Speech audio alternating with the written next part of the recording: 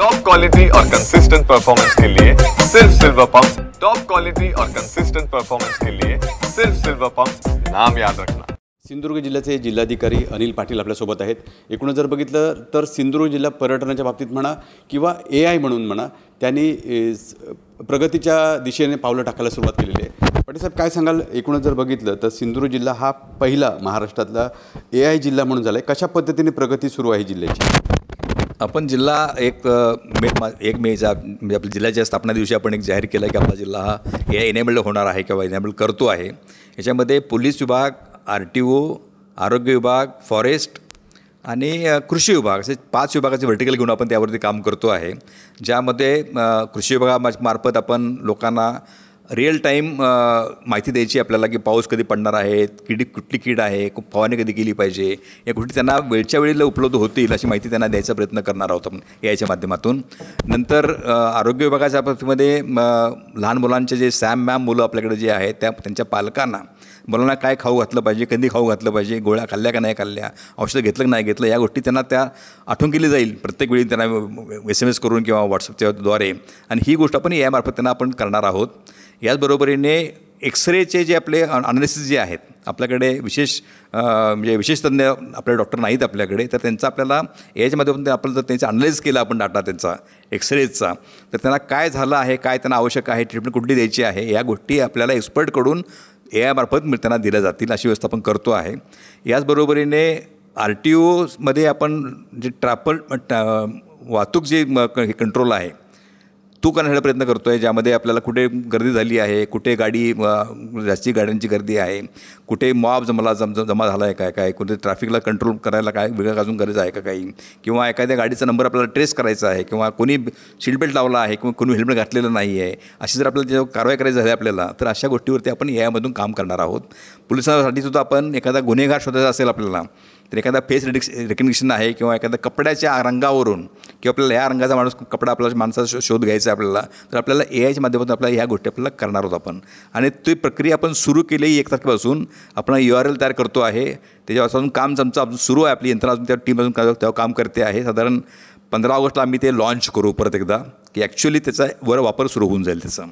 याचबरोबर सिंधुदुर्ग जिल्ह्यामध्ये आपण पर्यटनाच्या अनुषंगाने हा जिल्हा राज्यातला पहिला पर्यटन जिल्हा आहे, पण त्या पर्यटन जिल्ह्याच्या अनुषंगाने आपल्याला लोकांना जी काही सुविधा द्यायच्या आहेत त्यासाठीच आपण प्रयत्न करतो आहोत। यामध्ये चांगले रस्ते त्यांना द्यायचे प्रयत्न करतो आहे, हॉटेलची व्यवस्था त्यांना चांगले, होमस्टे चांगले द्यायचे प्रयत्न करतो आहे।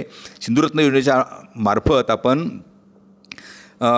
कॉटेजेस तयार करायचा प्रयत्न करतो आहे की जे हाय एंड कॉटेजेस आहेत, ज्यामध्ये फॉरेनर्स लोक येऊन राहू शकतील आपल्याकडे आणि आपल्याला निसर्गाचा अनुभव घेऊ शकतील। आपल्याकडे खूप छान बीचेस आपल्याकडे आहेत, बीचवर हॉटेलची व्यवस्था चांगली होत आहे। आता बीचवरती काही आपण खेळणी सुरू म्हणजे आता वॉटर स्पोर्ट्स आपण आणण्याचा प्रयत्न करतो आहे, जेणेकरून लोकांना ॲडव्हेंचर स्पोर्ट्स पण तिथं करता येतील, बघता येतील त्यांना, किंवा त्याचा वापर करता येईल, किंवा त्यांना एन्जॉय करता येतील।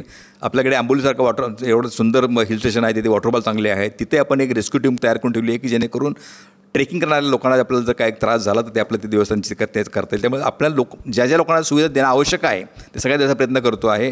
आपण मागच्याच एक 10 दिवसापूर्वी आपण एक काचेचा पूल तयार केला आहे आपण नापण्याच्या वॉटरफॉलवरती, तो आपण लोकार्पण त्याचं केलं आहे। 1 कोटी रुपये खर्च करून आपण तो पूल तयार केला आहे। हा कोकणातला पहिला पूल आहे जे ग्लास बॉटम त्याला आहे, आणि त्याचा आपण लोकांना धबधब्याचा वरून आनंद पाहता येईल, पाणी कसं वाहतं आहे किंवा धबधबा कसा दिसतो आहे, तुम्हाला ज्या धबधब्यावरती वरून मला बघण्याची सोय आपण केलेली आहे आणि त्याला खूप चांगला प्रतिसाद मिळतो आहे। अशा पद्धतीने आपण हे काम करतो आहे की जे आपण हा जिल्ह्याचा पर्यटनाचा एक USP आहे की आपल्याकडे जे सुंदर बीचेस आहेत, आपल्याकडे छान मंदिरं आपल्याकडे आहेत, आणि सगळ्याचा वापर किंवा सगळ्याचा उपयोग करून पर्यटन कसं वाढेल आणि पर्यटनाच्या अनुषंगाने लोकांचं उत्पन्न कसं वाढेल हा प्रयत्न आपला नेहमी राहिलेला आहे इथे, आणि तो चांगला यशस्वी होतो आहे। लोकांचं उत्पन्न नक्की वाढेल आता, आपला जो जिल्ह्याचा जो पर कॅपिटा इन्कम आपल्याला जे वाढवायचं ध्येय आपलं आहे ते नक्की पूर्ण करू आम्ही।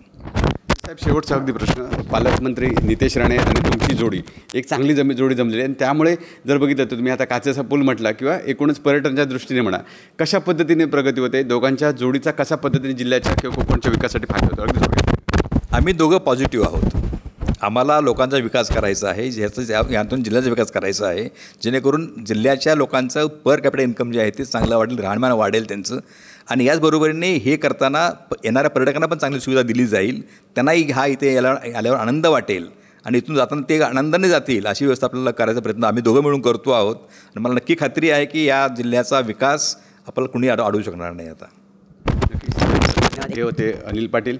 ते म्हणतात की जर बघितलं तर पालकमंत्री नितेश राणे असतील किंवा अनिल पाटील जिल्हाधिकारी त्यांच्या माध्यमातून AI हा पहिला महाराष्ट्रातील जिल्हा झाला आहे आणि हे महाराष्ट्रासाठी एक आदर्श मॉडेल म्हणून तयार झालेलं आहे. विकास गावकर, TV9 मराठी, सिंधुदुर्ग.